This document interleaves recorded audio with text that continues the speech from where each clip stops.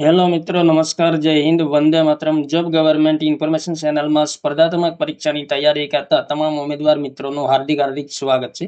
મિત્રો, ગુજરાત પંચાયત સેવા પસંદગી મંડળ દ્વારા વિવિધ સ્વર્ગોની ભરતીમાં ઉમેદવારોએ કરેલી અરજી અને તે સંબંધી અરજી અસ્વીકાર થયેલી અરજી સંબંધી અગત્યની સૂચનાઓ જાહેર કરવામાં આવેલી છે. જોઈએ મિત્રો, વિવિધ સ્વર્ગોમાં કેટલી અરજીઓ રદ થયેલ છે.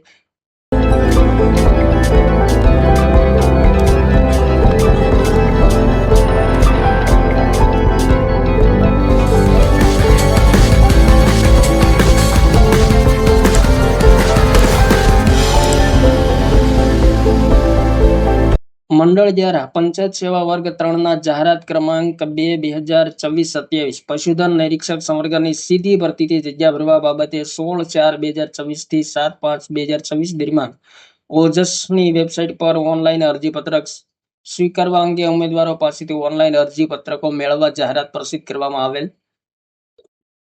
ઉપરોક્ત સંવર્ગની વિગતવાર જાહેરાતના પેરા 14 ની જોગવાઈ મુજબ અનામત કેટેગરીના ઉમેદવારો દ્વારા એક કરતાં વધારે કન્ફર્મ અરજી કરેલ હોય તેવા જનરલ કેટેગરીના ઉમેદવારો કે જેઓએ એક કરતાં વધારે કન્ફર્મ અરજી કરેલ છે અને પરીક્ષા ફી ભરેલ નથી, તેમજ એક કરતાં વધારે કન્ફર્મ અરજીમાં પરીક્ષા ફી ભરેલ નથી તેવા અનામત કેટેગરીના ઉમેદવારોને આવી અરજીઓ પૈકી સૌથી છેલ્લી અરજી માન્ય રાખી તેમજ જનરલ કેટેગરીના ઉમેદવારોની ફી ભરેલ છેલ્લી અરજી માન્ય રાખી બાકીની અરજીઓ ડુપ્લિકેટ જનરલ કેટેગરીના ઉમેદવારોએ પરીક્ષા ફી ભરેલ ન હોય તેવી ડુપ્લિકેટ અરજીઓ ગણી મંડળ દ્વારા રિજેક્ટ કરવામાં આવી છે. આ કારણોસર રદ થયેલ અરજીઓની યાદી મંડળની વેબસાઇટ પર મિત્રો મૂકવામાં આવેલ છે, જેની સંબંધિત ઉમેદવારોએ નોંધ લેવી.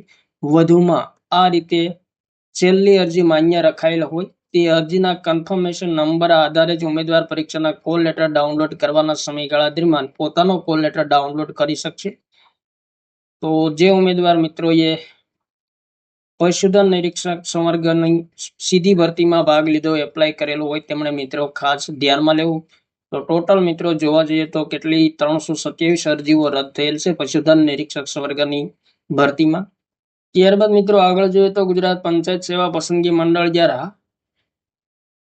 પંચાયત સેવા વર્ગ 3 ના જાહેરાત ક્રમાંક 7/2026 જુનિયર ફાર્મસી સંવર્ગની સીધી ભરતીથી જગ્યા ભરવા બાબતે 29/4/2026 થી 20/5/2026 દરમિયાન ઓજસ પર ઓનલાઈન અરજીપત્રકો સ્વીકારવા અંગે ઓનલાઈન અરજીઓ મેળવવા જાહેરાત પ્રસિદ્ધ કરવામાં આવેલી હતી અને તે પૈકી મિત્રો અગત્યની સૂચના આપેલી છે. તો તેમાં પણ મિત્રો કેટલી અરજીઓ રદ થયેલ છે? 730 અરજીઓ રદ થયેલ છે જુનિયર ફાર્માસિસ્ટ સંવર્ગની ભરતીની